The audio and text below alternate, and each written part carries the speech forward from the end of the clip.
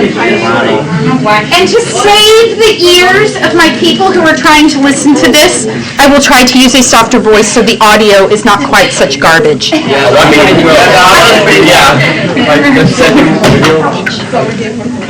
Okay, so, perfect time. So we're going to be doing radicals. Remind me what a radical is. Like that, A little number with a little thingy on it. The thing with the thing and the thing? What do you do the thing? That thing? What is it? It's the square root symbol.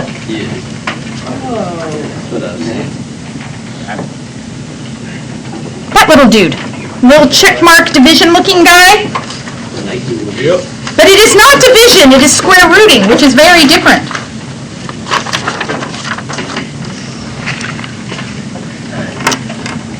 What does a square root symbol do? Well, what do square roots do? They're squares. They don't square things, they square root things. They root them. Well, what is square rooting? I don't know. Divide it by 2. No. It's the opposite of squaring. What is that thing? That? Yeah. Semicolon? Period, comma? Have you ever seen the semicolon before? That looks like a upside down. Yeah. Like, yeah. Okay. So if you have something squared, and then you square root it, guess where you end up? The square. Back where you started. So like if you had 3 and squared it, where are you? 9. But if you square root it, guess where you end back up? At the 3.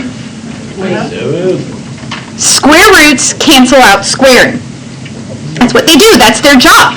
Also, it's just like, you just get rid of the little thingies around it. Yeah, that's all it does. It's just like adding is the opposite of subtracting, multiplying is the opposite of dividing, rooting is the opposite of exponenting. And so like if you had something cubed, like 6 cubed, guess what the opposite of cubing is? Cube rooting.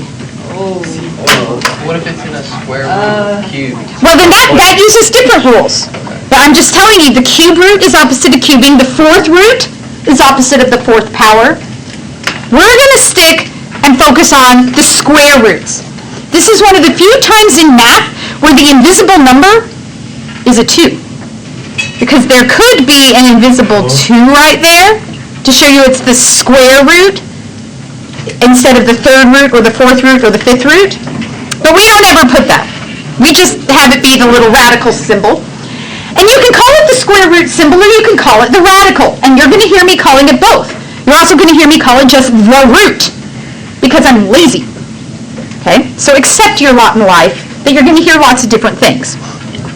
And so, if you have studied all of your perfect squares, 12 squared, 13 squared, 14 squared, and all the numbers they equal, when you see stuff with a square root symbol and you know those, life gets a lot simpler. Because you see the square root of 144. And alarm bells go off in your head. Because 144 is what? 12. No, it's not 12. 144. It's 12 squared. And what is the square root of 12 squared? Well, It's just 12. Let's go. Now, do you have to go through writing that step underneath, or can you just know that the square root of 144 is 12? Yeah, you can know it. In fact, if you want to take this, your memorization sheet, and underneath 12 squared, if you want to put the square root of 144 equals 12 right there, so it's like your little fact family, you can do that. It's up to you, however it helps you learn. Now, we do need to acknowledge the fact that there are technically more than one square root of 144. Yep. What else squared? Negative 12. It could be negative 12, but we're going to focus on the positive ones today because we're going to be focusing on triangles in this unit. And triangles have to have positive sides. So although we will not be using the negative square roots very often, They exist. We're just ignoring them for a little while, okay? So to simplify a radical, we just did the first step on this one. We looked for a perfect square.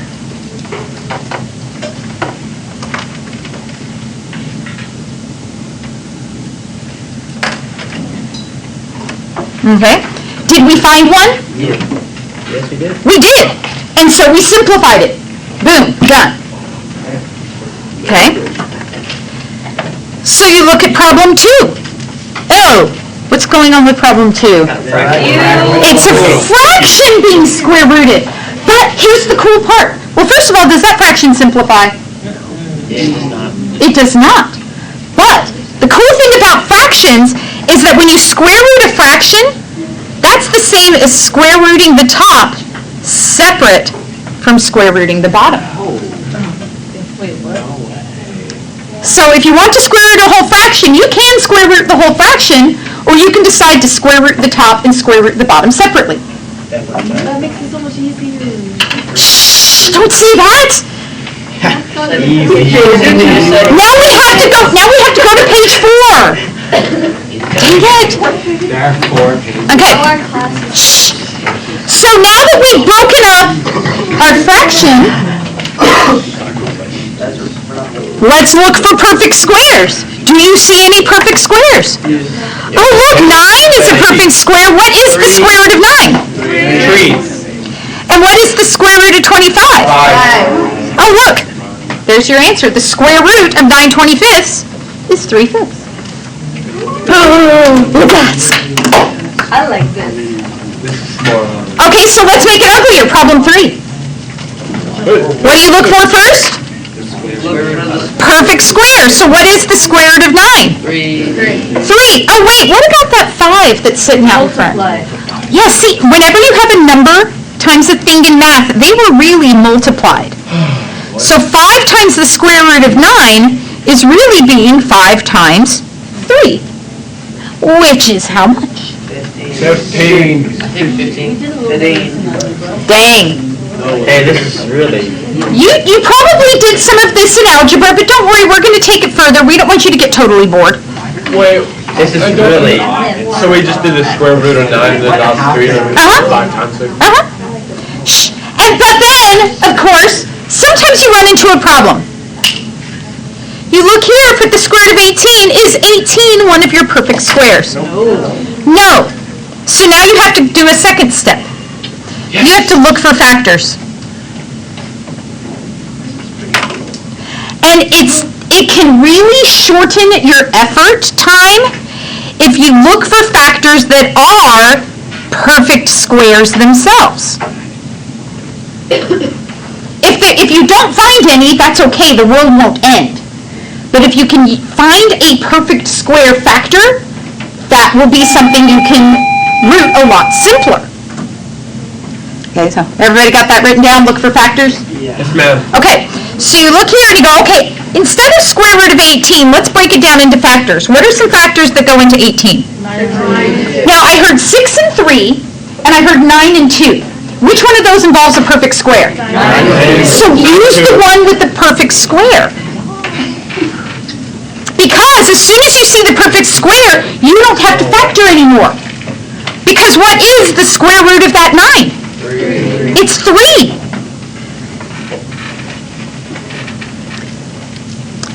Does 2 factor anymore? Nope, no. No, so what is the square root of 2?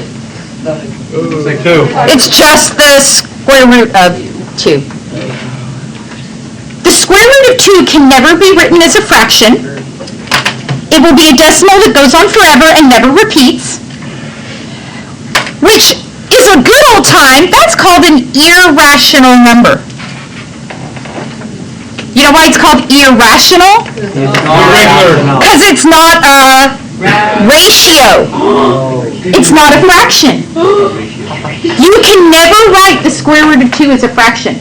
People have died over this. Really?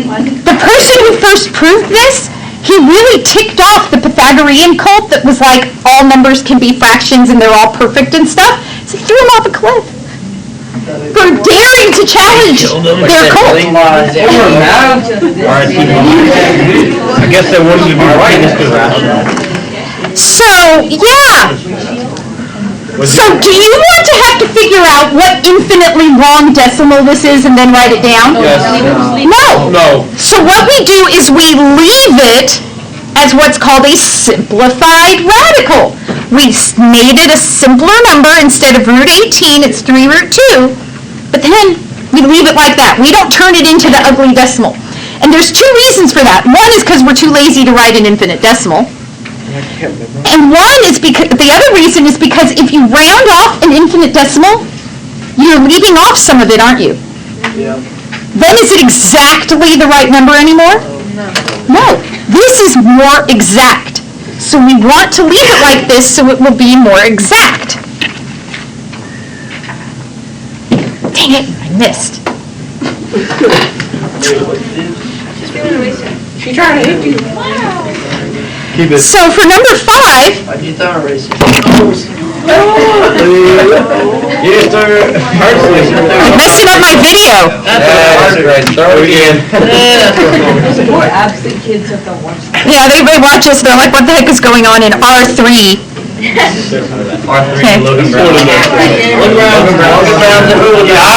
So we looked for the perfect square factors. What did we do after we found the perfect squares and the perfect square factors? We took the square roots. So you take the square root of the perfect squares, and where did it go? They went outside the radical.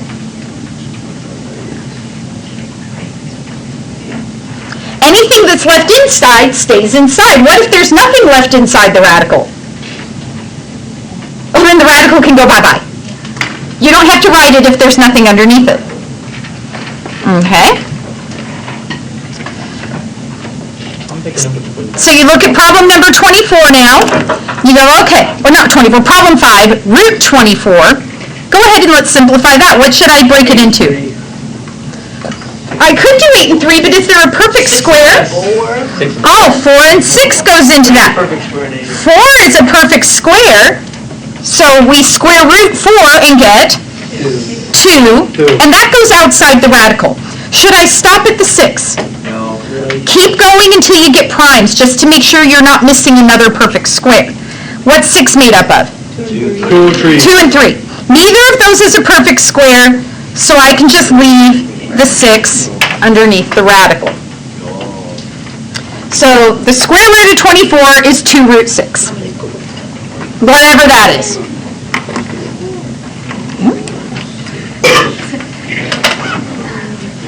Don't die, you'll be okay. Okay, square root of 128. I'm going to give you 20 seconds. You've got your factor sheet in front of you? Go for it. Here. Oh, shoot. All right, well, crap. I don't think that helped. It should have. 128?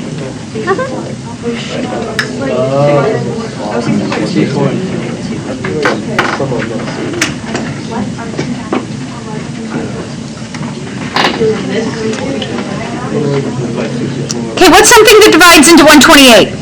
64 and 2. Oh, 64 and 2? How convenient, because what is 64? It's the perfect square. It's a perfect square. What is the square root of 64? 8. Does the 2 factor anymore? Nope, so you've got 8 root 2. Now, if you could not come up with that 64 went into 128, you might have done something like what? 32 times 4? Could you have done 4 times 32? Yeah, well 4 is a perfect square. So what would come out? A 2. Oh, but we're not done with the, I'm going to move that down actually, I need more space. What about the 32? That's 4 and 8, but think of a bigger perfect square that goes into 32. 16 and 2. So the 16, what's the square root of 16? Like 4. 4.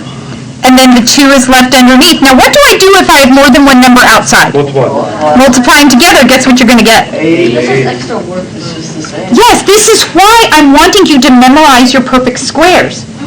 Because if you know them, you can use them as possible factors here. You can check, does 36 go in? Does 49 go in? Does 64 go in? Does 81 go in? And when you get these big numbers, you can factor them much faster if you know the perfect factors for them. So we need to add another step up here. Once we put the numbers outside the radical, we need to multiply the outside numbers and multiply the inside numbers.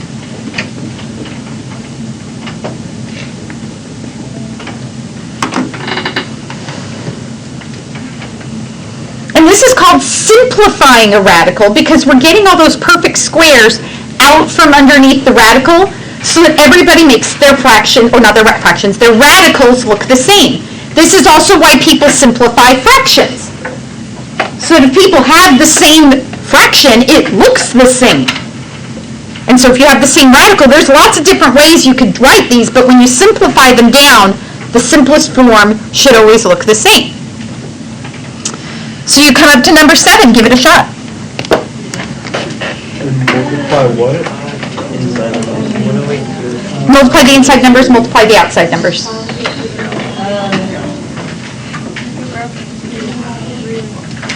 Oh wow, this hair is like invisible on there because it's one of my gray ones. Have fun. What? What hair? 190. Ew, why would you choose gray? Now, it helps also if you can tell what numbers divide by. And so this is an even number. Guess what you know it divides by? 2. You can also tell if numbers divide by 3 just by looking at them. You can tell if numbers divide by 5 just by looking at them. And you can tell numbers divide by 10 just by looking at them. And so you can use those tricks to help you go shorter. So what did y'all break 216 into? 108. 108 and 2 because you saw it was even? Well, 2 is prime, 108's not. So let's keep going. What's 108 divide up into? 54. Sorry, what? 54. 50. Well, neither of those is a perfect square. Keep going. 27. 2 and 27. Still no. Still not done. What about 27? 3 and 9. 3 and 9. Oh, 9's a perfect square. We finally found a perfect square. What is the square root of 9? 3. It's 3. So a 3 is going to come out. But wait, there's more. Because, remember, what makes something be a perfect square? So you gotta be perfect. If it comes back to the... It was something squared, right? So like 12 squared, what made 12 squared? 12 times 12. Check it out. Underneath my radical, I have a 2 times 2. That's a hidden perfect square. Guess what 2 times 2 is? 4. 4 is a perfect square. So here's a hiding out 4 in my factors. And so what is the square root of that 4? 2. So it's kind of like a prison break. If you have a partner under here, you can escape. You know how that works? If you and your partner try and go over the wall of the prison, you know, it's an electrified fence, right? And so the first person to hit the fence gets electrocuted and dies, but then their body is laying there and is shorted out the fence so the second person can make it out. Yeah, very pleasant. And so when you have a pair, of numbers under the radical, that's a square. A pair makes a square. One of them dies, the other one made it out. Do I have any other pairs left in my primes? No. So what's going to be left underneath the radical? 6. The 2 and the 3. Yeah. Should I leave my answer like that? I can still simplify that a little. I got to simplify it a little more. What is 3 times 2? 6. What is 2 times 3? 6. 6 root 6. I'm not done yet. Shh. Is the square root of 6 bigger or smaller than 3? Duncan cheese. Say again? Is the square root of 6 bigger or smaller than 3? Smaller. Equal to. Well, the square root of anything smaller than 9, so like the square root of 8 or the square root of 7, is going to be smaller than 3. The square root of anything smaller than 4, so like the square root of 3 or the square root of 2, will be between 2 and 1. Just so you can estimate things in your head. The square root of 27 is just a little bit bigger than 5, but smaller than 6. There's patterns to all this. Us mathematicians love patterns because then we can be lazy. Okay? Skip 8. Go to 9. I just did 8. Good. How are we going to do number 9? 5. 27 is not a perfect square. It's a perfect cube, but we're square rooting.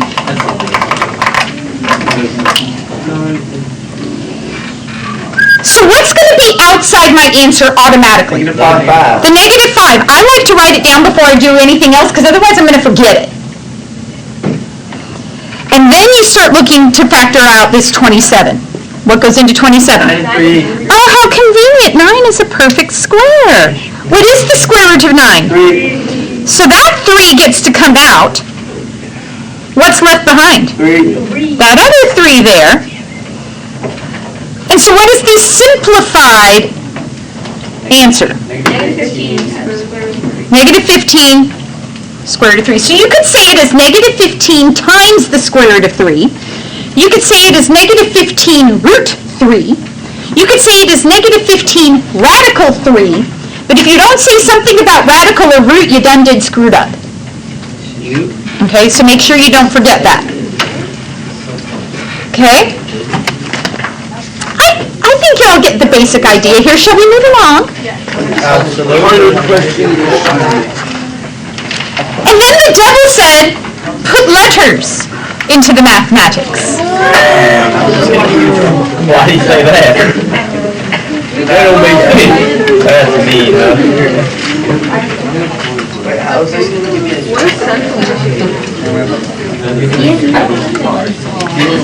So, y'all should have learned sometime in the last couple years about working with variables and exponents. Okay? So what does x squared mean? X times X. That's x times x? So what if I square rooted x squared? What would I get down to? X. You get X. I get plain old x because the square and the radical would cancel out. I know, it's crazy. It is. What's the exponent on a plain x? What? It's the invisible 1. Remember that? Keep that in mind. So you come to work this problem. 48xy square rooted. How am I going to simplify this guy? What's our first step? 48. 48's not a perfect square, so I can't just square root the 48. Then what? Look for some factors. What goes into 48? 24 and 2. It is 24 and 2, but you guys, look for perfect squares. 12 and 4 is good, but is there a bigger perfect square that goes into 48?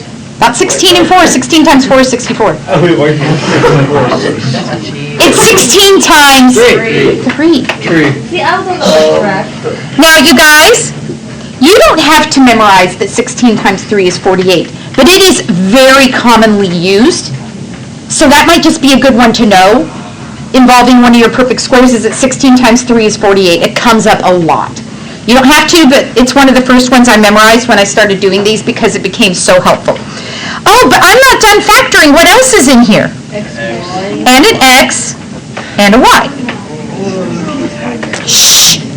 So now I've got everything factored out. What is the square root of the 16 going to be? 4. So that gets out. Does anything else get out? No. No. So underneath you've got 3 and x and y, and you're done. Oh, okay. No, not O, X, and Y. Golly, you guys, are you not paying attention?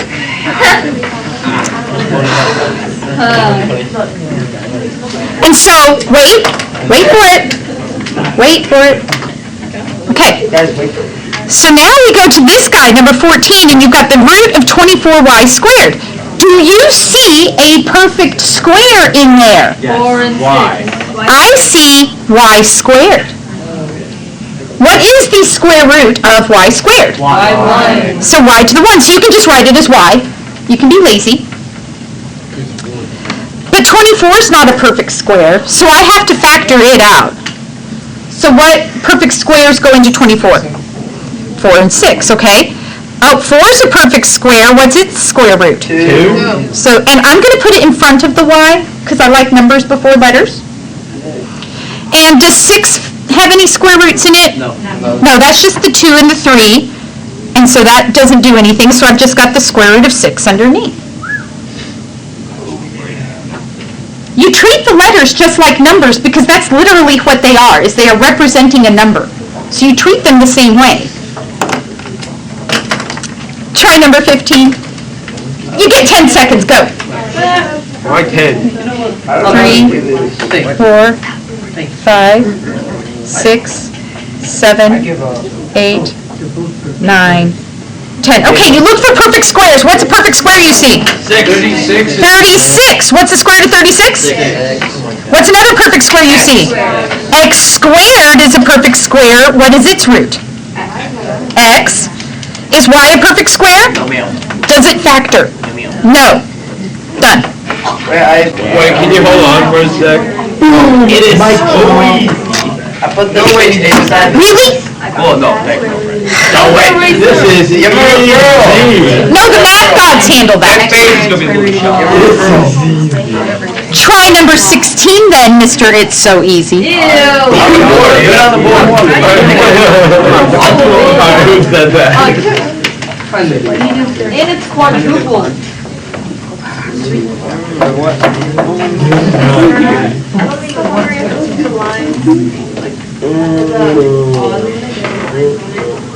I don't know how your teacher taught this to you before. You do it how you remember doing it. Okay? Because some teachers use different ways to just write it down. I didn't ever do anything with lines, but if you learn something with lines, use lines. I don't care.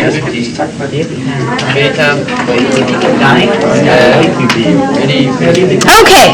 Do you see any perfect squares in here? Well, I do, but y'all don't know what it looks like yet, so we'll keep going.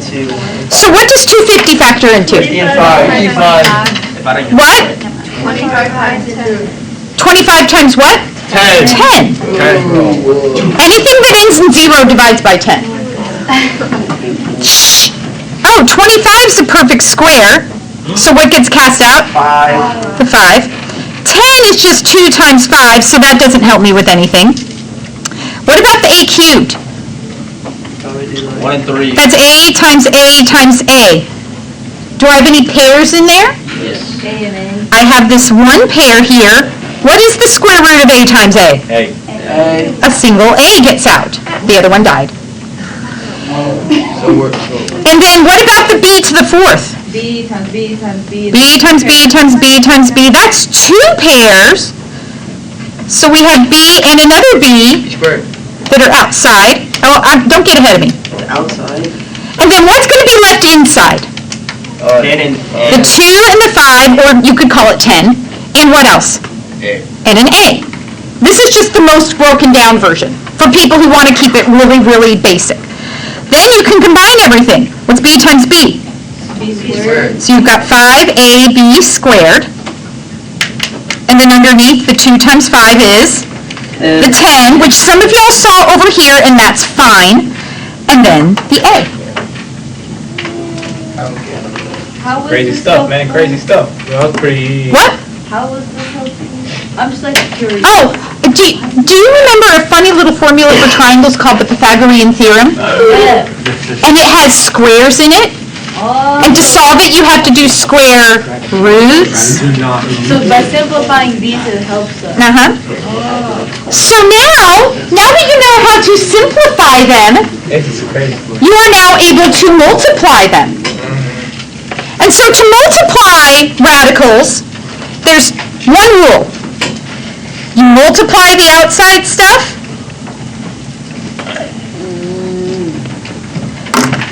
and you together, and then you multiply the inside stuff together.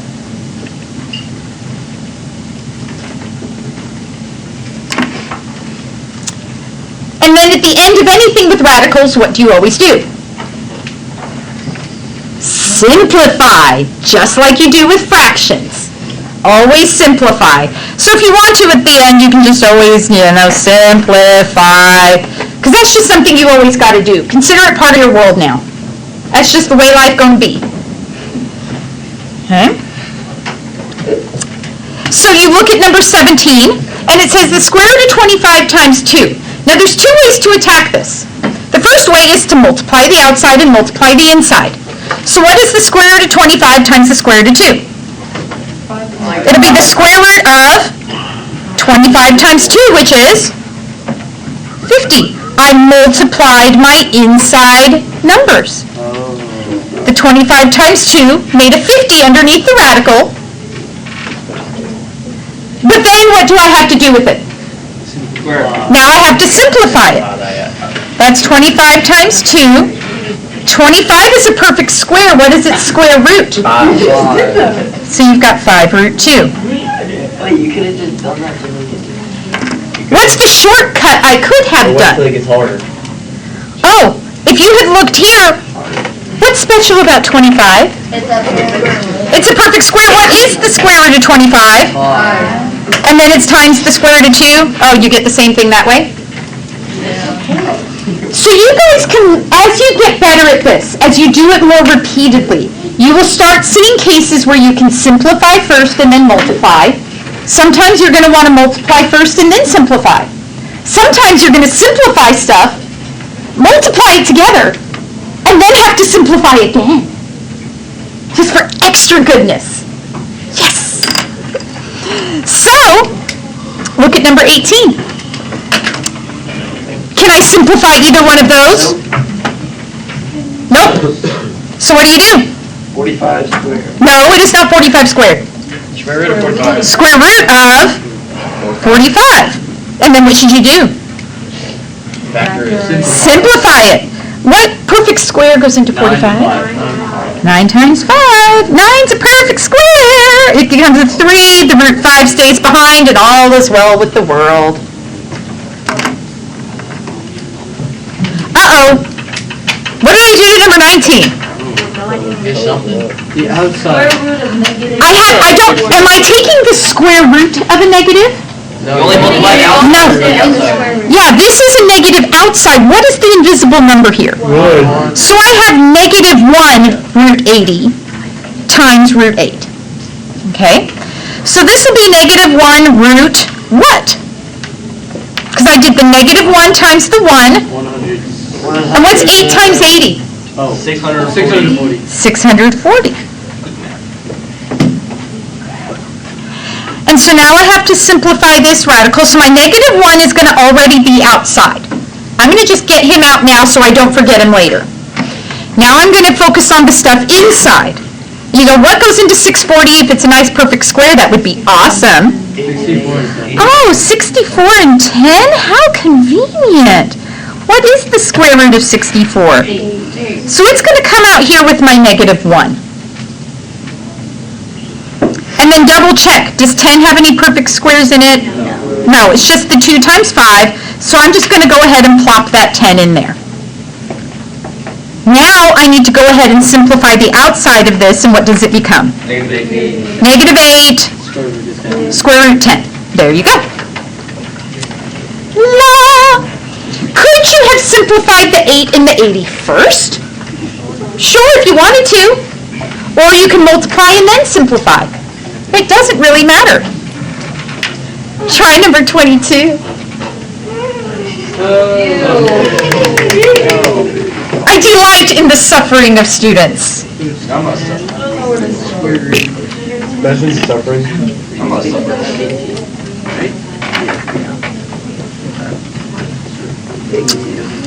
So what do you do first? Multiply. Multiply what? Outside. The outside. So negative 5 times 2 is negative 10. And what goes inside? 18. 6 times 3 is 18. Okay. And then I got to break up the 18. Give me a check. Oh, 9 and 2. So outside, I'm going to have my negative 10. But when I root the 9, what comes from that? 3. 3, and then the poor 2 gets left in jail. So you end up with negative 30 root 2? Yep. Just like mine. Right. I guess you can. Another one? I'm okay. Number 24, please. 23. Yeah, 24. 24. No, we don't need That's too easy. What? What about, they can do it. Okay, tell me how to do it. Do it then. How to do it. Tell me, no, he has to tell me because I'm recording. What? What? No, 2, that's. What's 50 times 20? 2,000. It's It's so easy. What's 5 times 2? 5 times 2 is 10. And then how many zeros? 2, so 1,000. Okay. And so then you factor this. What goes into 1,000? Maybe a nice perfect square? 250. That's not a perfect square. No, what? Oh, can I divide it by 10? Yeah. What would that be? 100. Oh, 100 is a perfect square. What's the square root of 100? And A 10. So a 10 gets to be outside, but what's left inside? 10.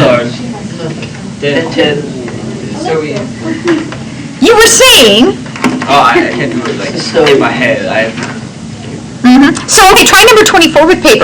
Yeah, this is so easy. There are 2 ways to do this one. He distributed. Oh, I Yes. remember this.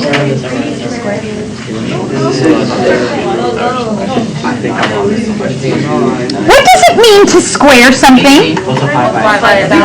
So this really means to do 3 root 2 times 3 root 2. I thought you distributed. Oh, I did not. Sorry. And so then the outside numbers, what's 3 times 3? 9. And what's 2 times 2? Oh, look! It's a perfect square under the radical. What's the square root of 4? So I have 9 times 2, which is 18. Now, who knows the shortcut? Since there's a radical and a square, Yeah, whenever you square a number that's got all these parts multiplied, you can just square each individual part separately. So what is the 3 squared? What is root 2 squared? 4. No, that's what 2 squared is. What is the square root squared? 2. Yeah, remember the root and the exponent cancel out, and you just have 2. Guess what 9 times 2 is? 18. So you can try doing that distributing thing, but a lot of you are going to make mistakes.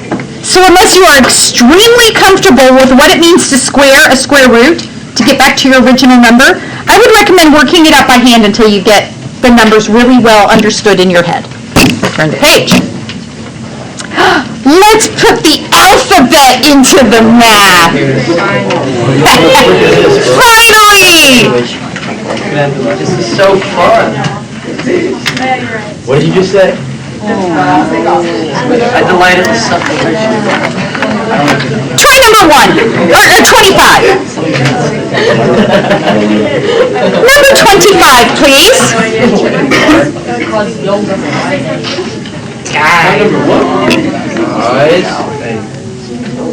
You are attempting 25. You have a short unit, and you do not want to squander your time on useless gossiping.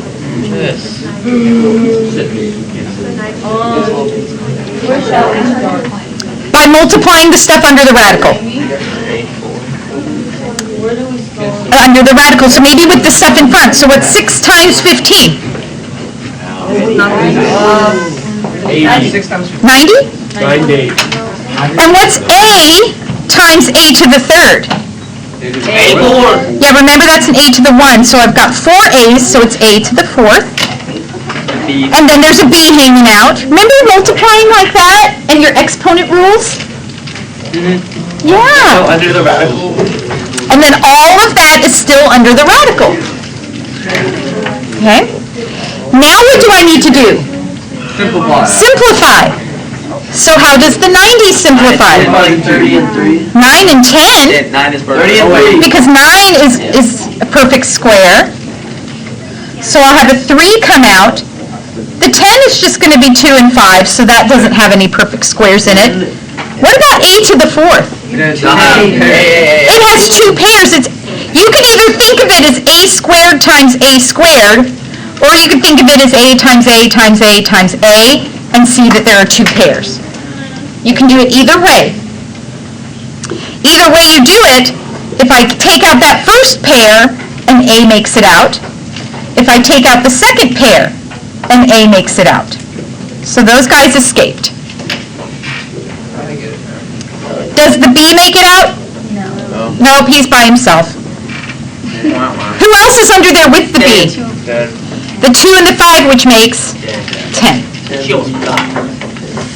No, she didn't. Am I simplified yet? No. I'm not, because I have not simplified the outside numbers yet. And so that's going to be 3 what? 3a A squared root 10b. Do make sure that your radical extends all the way past all the numbers. Okay, it has to reach to the end there or you're leaving stuff out. Nobody gets rained on in this jail. Okay? Here, jump straight to 32. I know.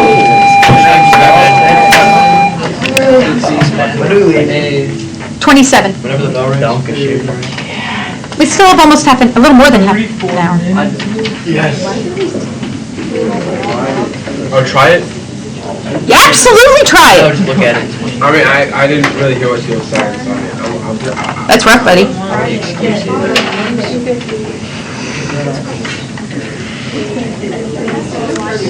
Now you can simplify and then multiply, or you can multiply and then simplify. It's up to you.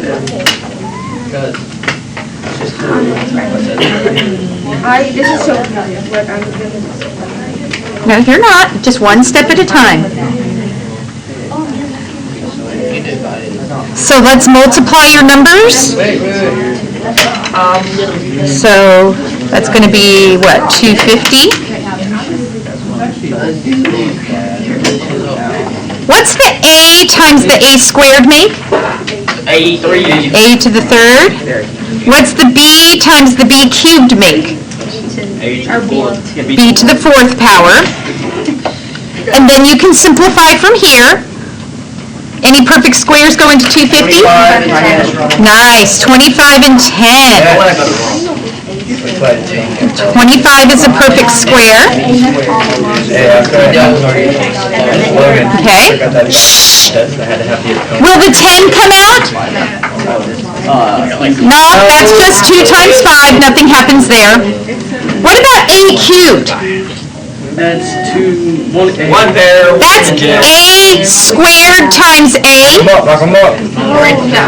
So the pair escapes. How many make it out? 2. No, one of them dies going over the fence. So only one got out. What about the b to the 4th? 2 of them get out. 2 of them make it out. Because that's really b squared and b squared. It's 2 pairs to make 4. So the square root of b is that b. The square root of b is that b. So what's left behind under the radical? The 10 and the a. And then you have to continue to simplify. 5 times A, a, B squared. b squared, root 10a. would it matter if the A is in front of the B? What? Would it matter if the A is in front of the B or the B? See how there was an a squared, there were 3 a's, right? And 2 of them were together that made a pair, an a squared and an a. The a squared is a perfect square. And so it came out to here. Okay? Would it matter if the B was in front of the A? It would not matter, but just so that everybody does it the same way, we prefer numbers in front of letters and then alphabetical order for the letters. Just so that everybody who gets this answer writes it the same way. Okay? All right. And now, for what was insisted upon by the person who dared to say the E word, We're going to divide radicals. Where's the X and Y? You said that this is all No, that whole thing will only. Now, do y'all remember what I wore for Twin Day? Yes. The black shirt with all the numbers on it. All of us math teachers wore that. But then I was the weirdo. I had a special number on the back. Candy, who remembers what was on my back? Yes? It was the square root of 17. Why was I the square root of 17? It's irrational. Because I'm the irrational one. Okay, Candy. I'm gonna get it. She already said it. But I said it was irrational. So that wasn't the answer I was looking for then. Wait, I said it first. And so, the thing about mathematicians is everybody getting the same answer, they want everyone to write it the same way. So back here on this page, we like to put numbers before letters, and then the letters in alphabetical order. Just so that everybody who gets that writes it the same way. Well, then when we start doing division and stuff, we have rules about it too. So to divide radicals, I'm doing the square root of 1 divided by 2. Well, the nice thing is that if you do a radical on a fraction, that's the same as doing the radical on the top and the radical on the bottom. You can split up the radical like that across a fraction. Well, conveniently though, what is the square root of 1? 1. So it's 1 over the square root of 2. But then we have a problem. Because we have a radical underground. We have a radical in the denominator. And see, when radicals all start gathering underground, you know what happens? They pile up. They all get together underground and start a revolution. And we can't have that. So we do not allow radicals in the denominator so that they cannot rise up and rebel. So there shall be no radicals in the denominator, no radicals in the bottom, no radical bottoms at all, no radical butts. Okay, can't have them. Oh, but this has a radical in the denominator. This is not an allowed format. This is considered illegal. Because we don't allow radicals in the bottom. Oh, yeah, that's So what we have to do is we have to change our fraction to look different, but still be worth the same amount. And you've already done this. You learned this in elementary school. What? Yeah. I did not learn this. Oh, yes, you did. So I want you to think back to the Dark Ages, and you might have had a number like 2/3. I'll take Are you asking to leave? Yeah. So if you have, hold on. What if I didn't want the 3 to be, there to be a 3 on the bottom? What if I wanted there to be something else on the bottom, like a 12? How can I change it so it's still worth 2/3? You want both sides and the bottom. I can multiply both the top and the bottom by a number. What number shall I pick here? 70. You do 3 and 2. Now, if I wanted to still be worth 2/3, I need to put the same thing on top and bottom, right? So what if I multiplied it by 4 on top and 4 on bottom? What would that be? That would be 8, 12. It'd be 8/12. Now, it looks different, but is it still worth the same amount? Yes. How does that happen? How do you multiply it and it's still worth the same amount? Because it's 1. You raised your hand. Yes, because it just works. It doesn't just work. Oh. 4 over 4 is equal to 1. This is really 1. Isn't 4/4 really just equal to 1? Yeah. What happens when you multiply by 1? You're the same thing. You times 1 is still you. Okay? And so what we've done is we've multiplied by 1, but we picked a special 1 to make our fraction look different. Oh, look, I have a fraction that needs to look different. So I'm going to multiply by a magic 1.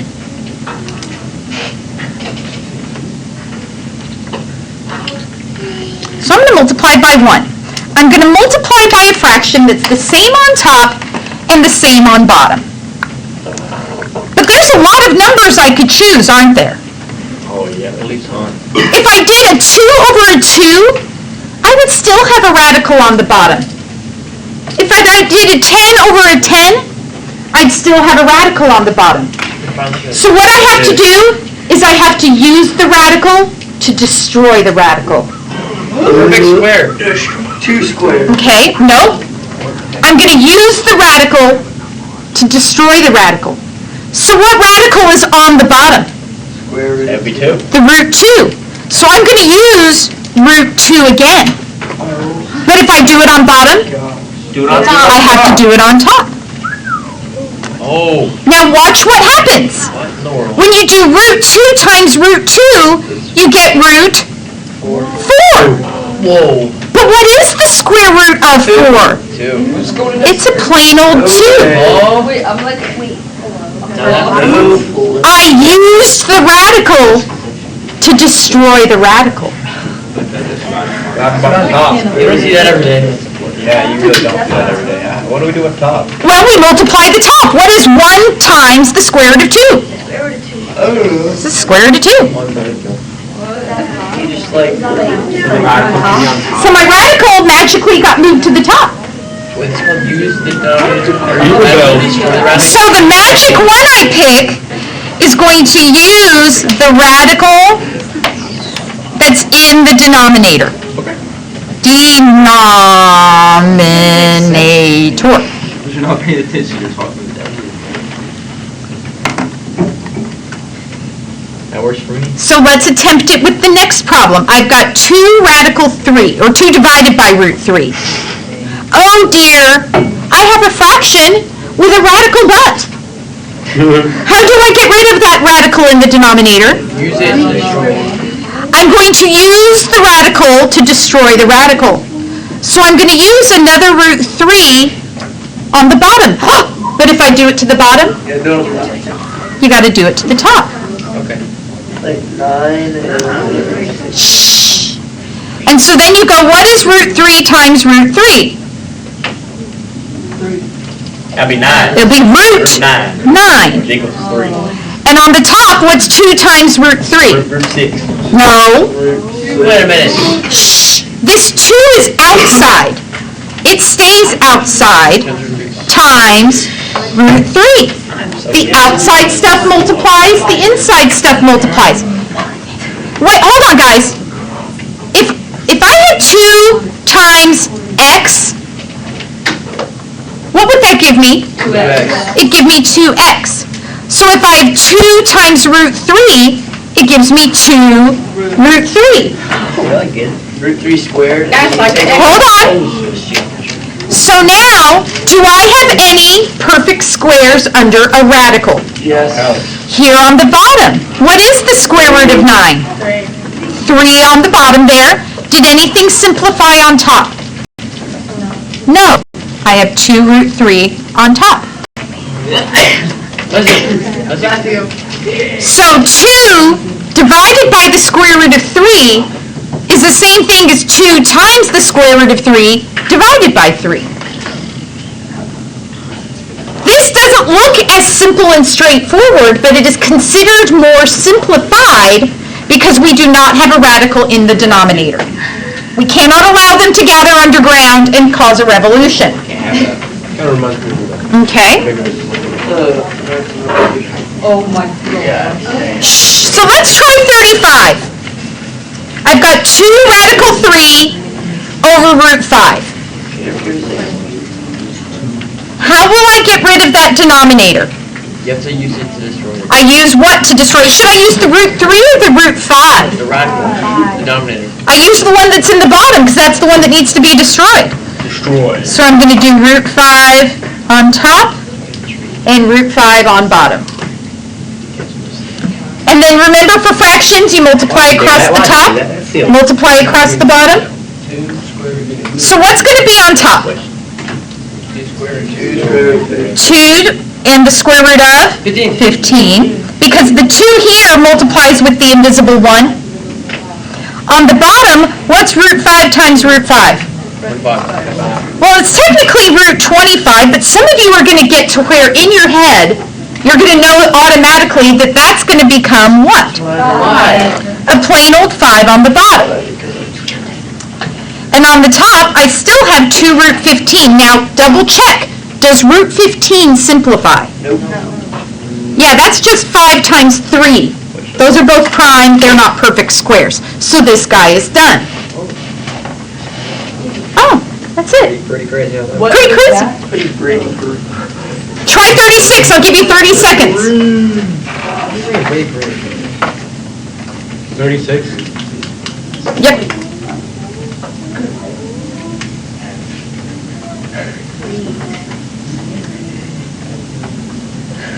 Y'all at home, keep trying this on your own.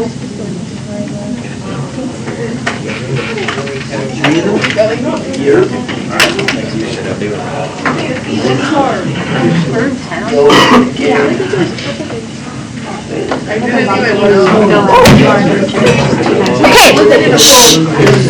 So, how do I get rid of the radical on the bottom? How do I get rid of the root 2 on the bottom, Dominic? By what? 2. By 2? By 5? Root 2. By root 2. Don't forget to say the square root when you mean the square root. So I need to use a root 2 on bottom and a root 2 on top. What is root 5 times root 2? Root 10. Root 10. What's root 2 times root 2? Root 4. And so you go, okay, what is the square root of 4? 2. And on top, I just have root 10. And does root 10 simplify? Always check to see if stuff simplifies. Oh, no. That's a 2 times a 5. Those are both prime, so that's as simple as you get. And then I give you 37. You made us do 33? Could I do root 48 over root 3? Yeah. If you want to. If you wanted to. Could I simplify the fraction first, though? Yeah. Could I simplify this before I square root it? 16. Heck yeah, what is 48 divided by 3? 16. Oh, see, it happened again. I had to know that 16 times 3 was 48 to know that 48 divided by 3 is 16. And so under the radical, instead of 48 thirds, I could just put 16. It's 4. But what is the square root of 16? 4. 4. Now that is spectacular. Is that a lot better than having to take this guy and do root 3 over root 3 and get the, 100 and whatever? That's root 144 over root 9? Well, wait, what is the square root of 144? 12. 12. What is the square root of 9? 3. Guess what 12 thirds makes? 4. So you could do it the long way, or you could do it the short way. It doesn't matter. Sometimes you're going to recognize where you can take a shortcut. Sometimes you're just going to end up taking the long way.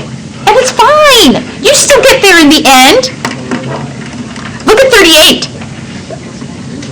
Look at her do it.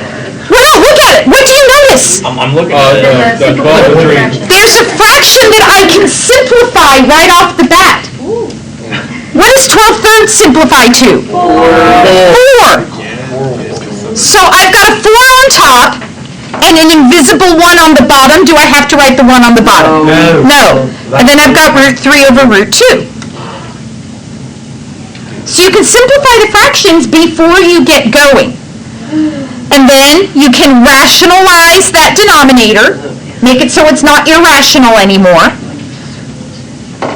And what's going to be on top? 4 root 6.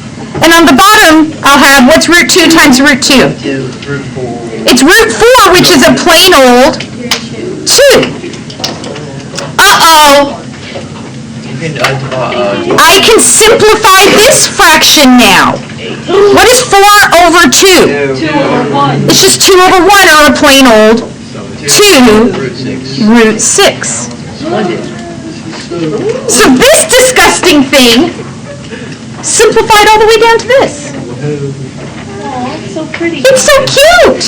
It's not, it's only a number. Pretty ugly. Do you want to attempt to do the rest on your homework? Yes, ma'am. Okay, so you've got the remaining 15 minutes now to practice on your homework.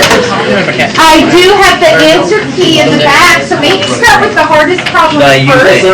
Sean. Sean. Sean.